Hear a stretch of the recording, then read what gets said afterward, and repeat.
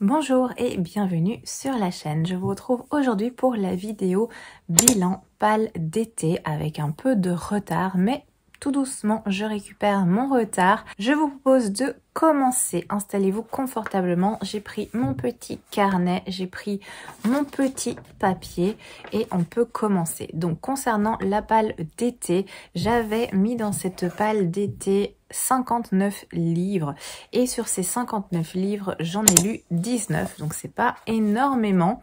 Je pense que j'avais déjà fait mieux.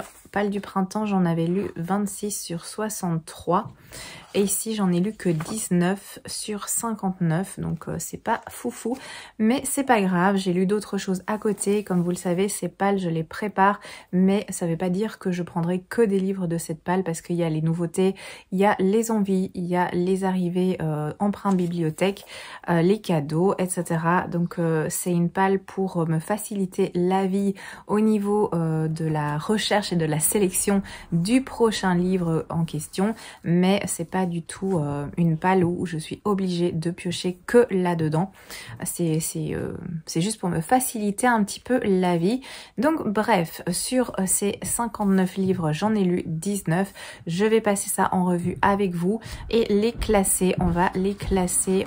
D'abord, je vais vous parler des flops. Ensuite, on aura les bonnes lectures, mais sans plus, pas incroyable, un moment agréable, mais pas de quoi se taper le derrière par terre. Ensuite, on parlera des très bonnes lectures, donc là on monte un petit peu d'un niveau, et puis on finira avec les coups de cœur s'il y en a. Donc voilà, c'est parti, on va commencer donc avec les flops. Alors au niveau des flops, eh bien il y en a un qui est La saison des disparus. C'est fait par Mathieu Sylvander.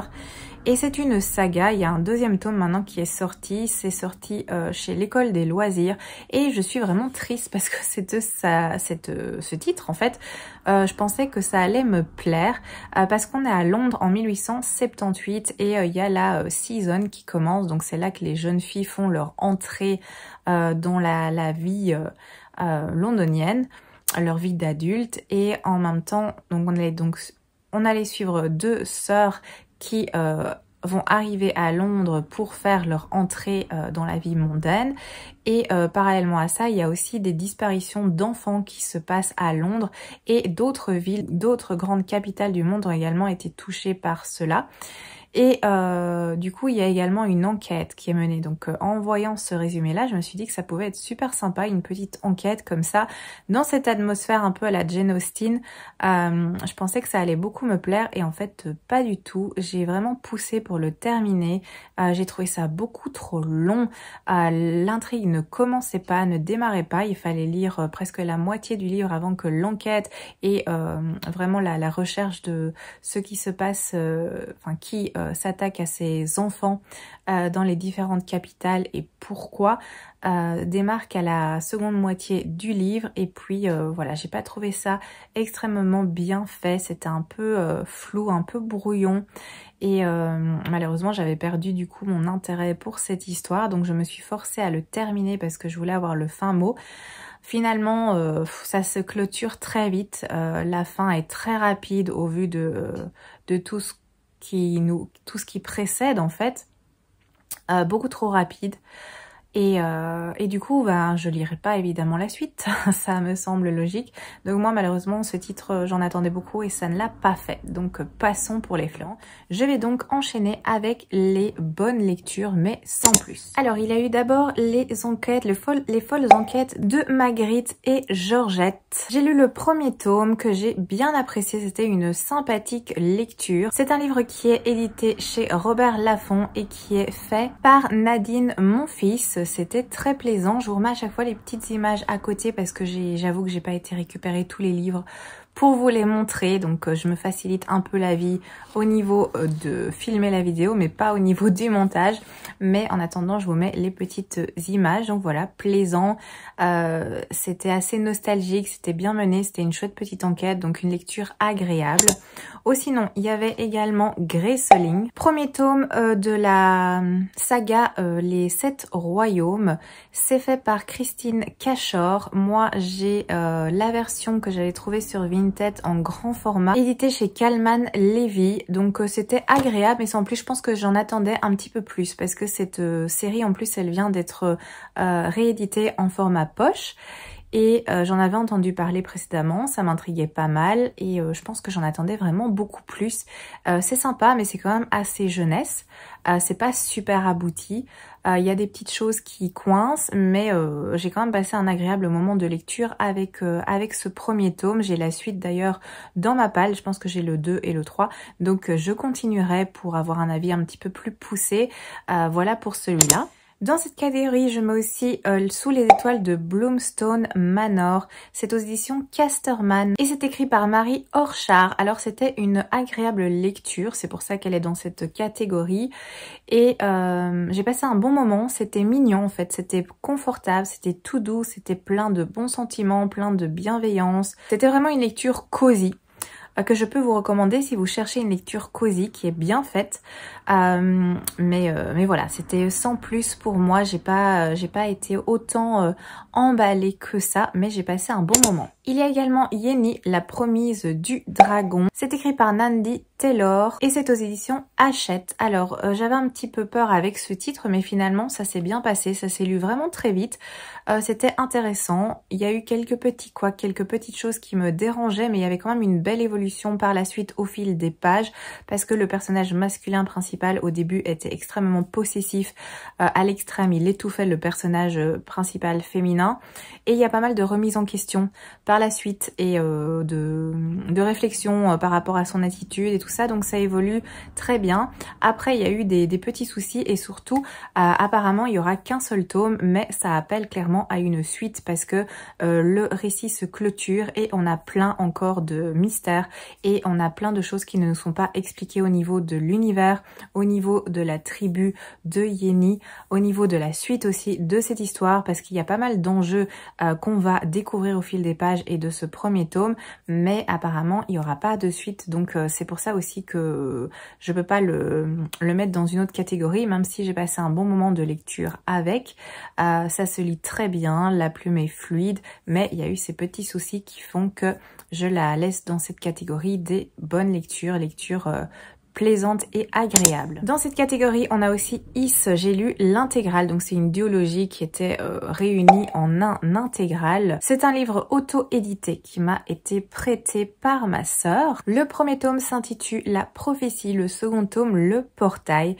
J'ai lu cette lecture qui parle de sirènes et de légendes bretonnes, notamment entourant la cité mythique d'Is, et c'était une bonne lecture. Après, j'ai trouvé que il y avait des petits couacs, des petites choses qui me dérangeaient, mais j'ai bien apprécié l'ambiance, l'atmosphère, le personnage principal, ça va, c'était un personnage qui était intéressant avec des petits défauts, mais ça va. Il y avait une part de romance et de scènes de fesses qui n'avait pas trop sa place à certains moments. Il y avait d'autres choses à faire, d'autres choses à penser au vu des enjeux, au vu de la menace. Ça va parler aussi de druides, de confréries de druides, de magie, comme je vous l'ai dit, de sirènes, donc tous des bons éléments, mais cet aspect de scènes de fesses et de petites relations, de petites amourettes m'a un petit peu freinée. Donc voilà, cette lecture est dans cette catégorie à cause de cela. Il y a également Gravé dans le sable de Michel Bussy aux éditions Pocket. Comme je vous en ai parlé quand j'ai fait la lecture de ce livre, Michel Bussy j'aime bien de manière générale, je passe toujours un bon moment. Ici était un poil en dessous de ce que j'ai déjà pu découvrir et ça s'explique parce qu'apparemment c'est le premier roman écrit par l'auteur et on sent que c'est un premier roman, on retrouve pas vraiment le style abouti qu'il y a dans ses autres titres et on sent en fait que c'est le premier écrit et c'est ce qui explique évidemment que moi j'ai été moins emportée par cette lecture, même si j'ai passé quand même un bon moment avec. Il y a également Nil, le deuxième tome qui est donc Les secrets de Nil, me semble-t-il. Si je dis pas de bêtises, je l'ai en poche aux éditions Pocket. Et c'est écrit par Lynn Matson. Donc je vous en ai déjà parlé aussi, c'est la saga, la trilogie Nil. J'ai voulu refaire cette lecture parce que j'ai les trois, mais j'avais lu jusqu'à présent que le premier tome, que j'avais bien apprécié il y a plusieurs années, mais j'ai eu envie de poursuivre, donc j'ai fait une relecture du premier tome, j'ai enchaîné avec le deuxième tome, et il me reste encore le troisième tome à lire, et c'est vrai que je trouve que le deuxième tome est plus intéressant que le premier, parce que le premier ça a un côté très adolescent, avec des petites amourettes à gauche à droite qui pour moi n'ont aucun intérêt au vu de la situation. Moi ce qui m'intéresse c'est vraiment ce qui se passe sur Nil, le fonctionnement de Nil dans ce second tome, comme l'indique le titre, les secrets de Nil. Eh bien on a des révélations et on est plus centré sur l'île en elle-même, sur pourquoi ces jeunes atterrissent sur cette île, le pourquoi du comment. Il y a des petites choses qui nous sont révélées. Il y a un nouveau personnage qui fait son arrivée aussi, que j'ai bien apprécié, donc ça a été une meilleure lecture. Après ça reste très ado et je peux pas le mettre dans la catégorie des très bonnes, des excellentes lectures, c'est pas possible, mais ça reste agréable malgré tout. Toujours dans cette catégorie, on a 3 de Valérie Perrin aux éditions Le Livre de Poche. C'était une lecture agréable. Après, de nouveau, je crois que je m'attendais un petit peu plus. Et j'ai trouvé aussi qu'il y avait pas mal de longueur. C'est un livre qui est énorme, il fait 600 pages si je me rappelle bien, même peut-être un peu plus. Et j'ai trouvé pas mal de lenteur, de longueur. On va suivre 3 amis de leur enfance jusqu'à leur vie d'adulte. Il va se passer plein de choses en rapport avec un événement du passé. Donc le schéma, je l'ai bien apprécié. Mais c'est vrai que je me suis accrochée parce que par moments, c'est vrai que c'était un peu trop long, un peu trop lent. Et j'ai trouvé que c'était un petit peu exagéré au niveau de l'aspect réel des choses. Les personnages étaient assez torturés, assez blessés. En fait, tous les trois personnages principaux sont vraiment cabossés par la vie. Ils ont toutes les poisses du monde, toutes les catastrophes possibles, et je trouvais pas ça très crédible. Évidemment que une personne ou 2 personnes aient des difficultés dans la vie, oui, c'est tout à fait crédible, mais là, les 3 ont tous les problèmes du monde. C'était un peu gros. En fait, j'avais l'impression qu'on essayait d'assembler en fait toutes les problématiques et toutes les difficultés de la vie, et que ça s'était centralisé sur ces 3 personnages. Donc ça m'a semblé un petit peu fort de café, mais sinon voilà, une lecture agréable que je regrette pas d'avoir faite. Et enfin, dernier livre dans cette catégorie, c'est Les 7 sœurs, le premier tome, donc Maya. Ça fait un moment que j'avais envie de commencer cette saga de Lucinda Riley parce que j'avais lu d'autres livres d'elle que j'avais vraiment bien aimés. Et j'en entendais évidemment beaucoup parler de cette série Les 7 sœurs, donc je me suis lancée dans le premier tome et ça a été agréable, mais pas incroyable non plus. Peut-être que du coup j'avais des attentes beaucoup plus importantes, et le fait que ce ne soit pas le cas, peut-être que ça m'a fait un petit peu descendre mon enthousiasme pour la lecture. Après, c'est un schéma qui fonctionne parce qu'on va suivre la première sœur qui est Maya, qui en fait à la mort de leur père adoptif, donc c'est un homme très riche qui a adopté plusieurs enfants, chaque fois des filles. Il a une grosse fortune, et l'histoire commence, ce père adoptif décède et il laisse à ses filles un indice qui leur permettrait de partir à la recherche de leurs origines. Et là, on suit Maya qui part à la recherche de ses origines. Ça l'amène au Brésil. On a une double temporalité, présent, passé. Donc le schéma que moi j'apprécie, c'est bien fait chez Lucinda Riley, donc pas de problème à ce niveau-là. Mais c'est vrai que c'était plaisant, mais pas incroyable. Moi, j'ai pas été transportée par cette lecture. Je compte bien faire la lecture du deuxième tome. Après, à voir s'il n'y aura pas un petit aspect lassant. Parce que si c'est toujours le même schéma, on a 7 sœurs. Si c'est à chaque fois le même genre d'histoire, j'ai peur d'un petit peu me lasser et que ça s'essouffle un petit peu. Mais bref, on n'en est pas là. Là, j'ai le deuxième tome. Je ne sais pas à quel moment je vais le lire, mais je compte bien le faire de toute façon pour avoir un avis un petit peu plus avancé, plus abouti dans cette série. Mais donc voilà pour les 7 sœurs. On va passer à la catégorie des très bonnes lectures. Et là-dedans, j'ai mis Chaos and Flame, qui est un premier tome. C'est fait par 2 personnes, 2 autrices qui sont Justina Ireland et Tessa Gratton. C'est aux éditions Big Bang. Le livre est magnifique, moi je l'ai en relié et j'ai beaucoup apprécié cette histoire, c'était très sympa. D'ailleurs le deuxième tome va bientôt sortir, donc je pense que je vais tenir ça à l'œil parce que j'ai très envie de poursuivre, j'avais bien aimé. Il se passait pas mal de choses, on est bien dans l'action, des secrets, des intrigues, un peu de romance mais qui reste à sa place, donc j'avais bien apprécié ces éléments et j'avais trouvé l'histoire intéressante. Donc voilà pour cette première lecture dans cette catégorie. Il y a également La balade funèbre de Art et Merci qui est un premier tome, c'est écrit par Megan Bannon et c'est aux éditions Milady. Apparemment il y aura d'autres tomes qui vont sortir et j'avais bien apprécié en fait cette histoire, c'était très sympa, j'ai bien apprécié. On est dans le domaine un peu macabre parce que Merci s'occupe en fait de pompes funèbres, elle tient un centre, je sais pas comment on dit, de pompes funèbres. Et elle va rencontrer Art, qui est un jeune homme qui combat des créatures un petit peu dangereuses. On est dans un univers un petit peu particulier, assez original. Il y a une romance, la romance est fort présente, mais je l'ai trouvée bien amenée parce que moi ça m'a pas dérangé, donc tant mieux. J'ai passé un bon moment, un très très bon moment avec cette lecture. Ça c'est pour les très bonnes lectures. Je passe maintenant aux excellentes lectures et il y en a plusieurs. Alors la première c'est L'âme du vent des éditions Imeris qui est écrit par Amandine Grosso et c'est un one shot de fantasy et c'était très sympa. Franchement c'était une belle découverte. J'ai passé un très très bon moment. J'ai trouvé que l'univers était très original avec un système de magie grâce au vent qui est conservé dans des sphères que certaines personnes après un apprentissage peuvent interpréter. Il y aura une quête pour sauver un petit peu le monde parce qu'il y a une maladie qui s'étend et qui prend de plus en plus d'ampleur. On a une jeune fille qui est Baya, qui va devoir partir dans une quête pour justement sauver le monde, la cité de cette maladie et il se passe plein de choses et j'ai vraiment beaucoup apprécié. J'ai adoré la plume aussi, ça je me rappelle que la plume avait vraiment beaucoup plu, elle m'a emportée dans cet univers vraiment très original, fait de sable, de vent, de désert, vraiment c'était top. Donc il y a celui-ci en premier lieu. Alors évidemment il y a L'été où tout a fondu de Tiffany McDaniel aux éditions Gallmeister. Il est dans mes excellentes lectures, c'est pas un coup de cœur mais ça a bien failli, mais excellente, plus.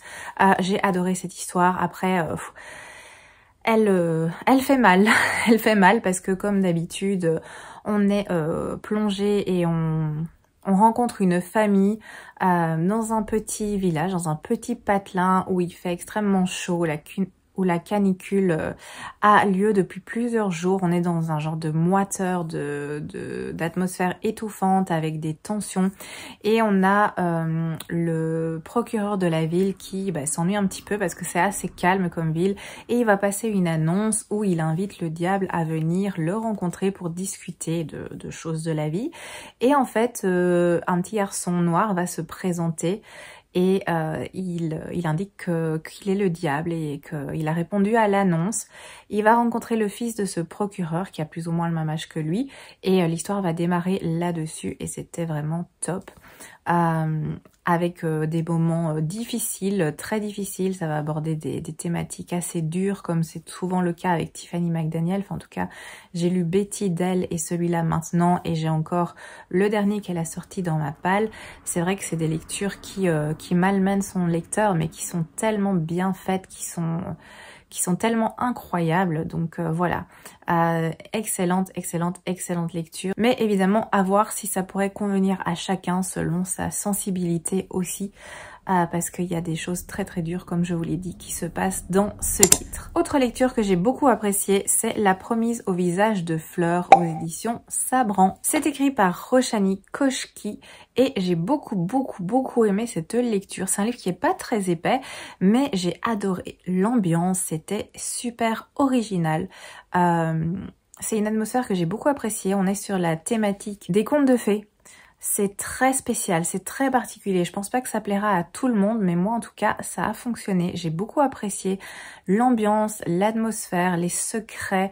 Il y a un genre de noirceur. C'est pas des jolis contes de fées, hein. On est dans le côté sombre du conte de fées. Et moi, ça a vraiment bien fonctionné. Donc, si vous, ça pourrait vous tenter, pourquoi pas. Mais je pense que ça plaira clairement pas à tout le monde et qu'il y a deux camps. Soit on adore, soit on n'aime pas du tout, mais à voir de quel côté de la barrière vous allez vous placer. Autre lecture que j'ai adorée, excellente, c'est Cathy, évidemment, de Michael McDowell, aux éditions Monsieur Toussaint Louverture, bien sûr. Je pense que ce livre, vous l'avez vu passer.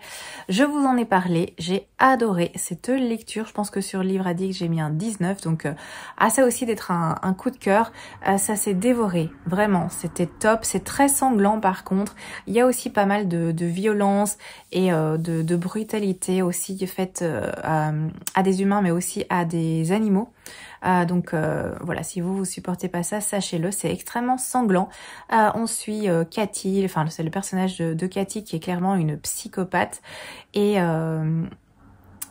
c'était, enfin moi j'ai adoré, voilà, j'ai adoré, j'ai rien de plus à vous dire là-dessus, j'ai adoré Cathy. Je continue avec un autre livre que j'ai adoré, c'est La femme de ménage, le premier tome. Entre temps j'ai lu le deuxième tome, je vous ai donné un avis, mais j'ai beaucoup apprécié ce premier tome de Freda McFadden. C'est aux éditions Le Livre de Poche. Et j'ai adoré. Je pense que je vais pas vous faire un petit topo parce que ce livre, on en entend parler depuis des semaines, si pas des mois. S'il me faisait très envie, il m'intriguait énormément. Donc à sa sortie, j'avais été me le chercher et je l'ai lu et je l'ai adoré. J'ai lu entre-temps le deuxième tome, ça a fait la même chose, même si c'est le même schéma. Ça m'a pas dérangé parce que je trouve ça très plaisant, cette façon de faire. Dans le premier tome, il y a plein de rebondissements. On va entendre deux voix, deux personnages et c'était super intéressant aussi cette façon de faire. Bref, moi ça m'a beaucoup plu. Comme je l'ai dit, c'est de Freda McFadden. Je sais pas si je vous l'ai dit, je vous le répète peut-être, mais bref. Et passons avec la suivante et dernière excellente lecture qui est Le Prince des Marais de Pat Conroy, aussi aux éditions Le Livre de Poche. C'est une brique énorme, c'est aussi un livre qui fait 900 pages auprès de 1000, je sais plus, mais j'ai adoré cette histoire. C'était aussi une histoire compliquée, une histoire de famille, la famille d'un pêcheur de crevettes, un père brutal, une mère clairement à la dérive, assez monstrueuse avec ses enfants finalement, et on va suivre les trois enfants via la voix de Tom, qui est le plus jeune des frères. On a Luc, le fils aîné, on a Tom et on a Savannah, et on va entendre l'histoire de cette fratrie parce que Savannah, la sœur de Tom, a plein de problèmes. Elle a tenté plusieurs fois de se suicider et Tom va être amené à lui rendre visite et à dialoguer avec sa psychiatre qui essaye de l'aider, et pour l'aider, elle doit comprendre en fait ce qui s'est passé dans sa vie, et elle pense que ses problèmes actuels sont liés à son enfance, donc elle va demander à Tom de raconter en fait l'enfance de cette fratrie, et c'était génial. Franchement, c'est une brique, mais c'était une lecture incroyable, avec plein de thématiques difficiles. Cette famille, enfin ces enfants, ils ont vécu des choses vraiment dures, des choses horribles. Les parents, c'était tous les deux une catastrophe.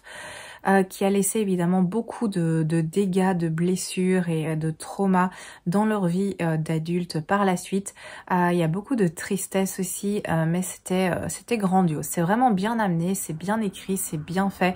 Malgré la taille, moi j'ai pas vu de longueur, malgré l'épaisseur plutôt du livre, j'y ai pas vu de longueur, peut-être à un petit moment, mais aussi non, ça se dévore. J'ai tout aimé en fait. J'ai été aux côtés de cette famille, et j'ai adoré découvrir en fait cette histoire, et la plume était vraiment top. Donc très bonne lecture aussi. Et enfin, je classe dans cette catégorie parce que j'ai un attachement à cette série bien sûr. C'est un Cozy Mystery parce que j'ai lu le tome 10 d'été meurtrier d'Oxford. C'est aux éditions City, mais ils sont aussi disponibles en auto-édité. J'ai lu Bûche et Embûche, pas du tout fait pour l'été, mais j'avais envie de continuer cette saga. D'ailleurs, j'ai encore des tomes qui m'attendent parce que le tome 11 et le tome 12 sont sortis et j'ai toujours pas continué et je voudrais le faire. Donc prochainement, j'espère pouvoir caser 1 ou 2 tomes de cette saga. C'est écrit par H.Y. Anna et j'adore. En fait, ça c'est vraiment un Cozy Mystery, c'est un de mes Cozy Mystery préférés. Donc c'est pour ça que je le mets dans les excellentes lectures. Après, objectivement, ce serait plus une très bonne lecture, mais comme j'ai un attachement personnel à cette petite saga, je la place ici. C'est toujours aussi agréable, c'est confortable, c'est bien mené, les enquêtes me plaisent. Moi, ça me parle et ça me plaît beaucoup. Très bon Cozy Mystery que je vous recommande, mais c'est pas la première fois que je vous en parle, donc voilà. Voilà, je pense que je vous ai parlé des 19 titres. En tout cas, si j'ai bien fait mon travail et si j'ai bien suivi ma petite liste, j'espère ne pas en avoir oublié. Mais voilà un petit peu pour le bilan de cette palle d'été que je m'étais préparée. Pas de coup de cœur, mais quand même beaucoup d'excellentes lectures. Un seul flop, une seule déception, donc ça va. Au niveau des statistiques, on est bon. Donc voilà, j'espère que cette petite vidéo vous a plu. La prochaine vidéo bilan, ce sera celle de l'automne, mais comme l'automne n'est pas encore fini, à mon avis, cette vidéo, je vous la préparerai pour fin décembre, peut-être même janvier, parce que j'ai un peu de retard sur ce genre de vidéo. On verra bien, mais voilà, en attendant, je vais vous laisser ici. J'espère que ça vous a plu. N'hésitez pas à me dire si vous aussi vous avez fait un petit bilan de l'été. Quelles étaient vos très très bonnes lectures? Quelles étaient les moins bonnes? Est-ce qu'il y en a qui vous ont déçu? N'hésitez pas à venir discuter en commentaire. Ça me fait toujours très plaisir. Je vous remercie d'avoir regardé cette vidéo. Je vous souhaite une très belle journée, que tout se passe bien pour vous et à très bientôt pour une prochaine vidéo.